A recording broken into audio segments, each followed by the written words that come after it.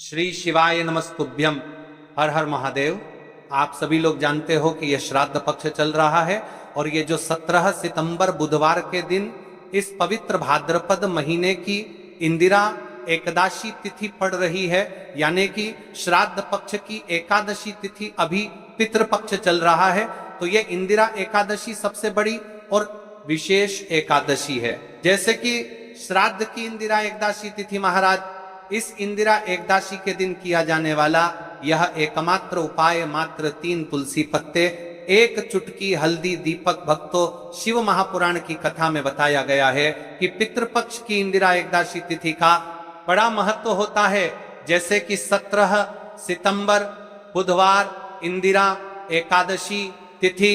देखिए, आप सभी को पता है कि अभी श्राद्ध पक्ष चल रहा है, यानी कि पितृपक्ष। और इस श्राद्ध में यदि हम कोई सा भी उपाय करते हैं तो स्वयं हमें हमारे पितरों का आशीर्वाद प्राप्त होता है। इंदिरा एकादशी महाराज जी 17 सितंबर बुधवार श्राद्ध एकादशी के दिन यह मात्र 3 तुलसी पत्ते, 1 चुटकी हल्दी, दीपक उपाय को अवश्य करें। और आप सभी को पता है कि एकादशी का यदि कोई सा उपाय है तो वह केवल और केवल मात्र 3 तुलसी पत्ते, 1 चुटकी हल्दी, दीपक वाला उपाय।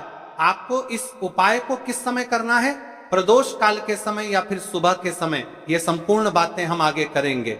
अब देखिए महाराज, यदि हम श्राद्ध पक्ष में रोज संध्या काल में या फिर प्रदोष काल के समय एक दीपक प्रज्वलित करते हैं तो इस दीपक की जो रोशनी है वह स्वयं हमारे पितरों तक जाती है और इससे हमारे जीवन में चल रही समस्या समाप्त होती है।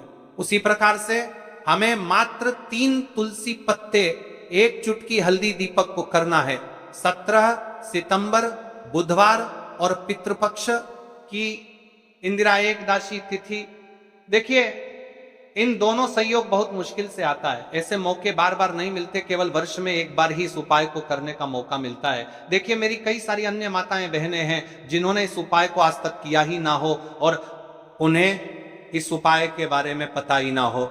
तो देखिए, आज की इस कथा से हम आपको जो उपाय बता रहे हैं उस उपाय को आपको बुधवार की इंदिरा एकादशी तिथि के दिन अवश्य करना है, क्योंकि यह उपाय केवल विशेष तिथि पर और विशेष पावन पर्व पर ही किए जाते हैं। और देखिए, यदि इस उपाय को आपका घर का कोई एक व्यक्ति भी कर लेता है तो महाराज जी पूरे घर परिवार में चल रही समस्या साथ में समाप्त होती है।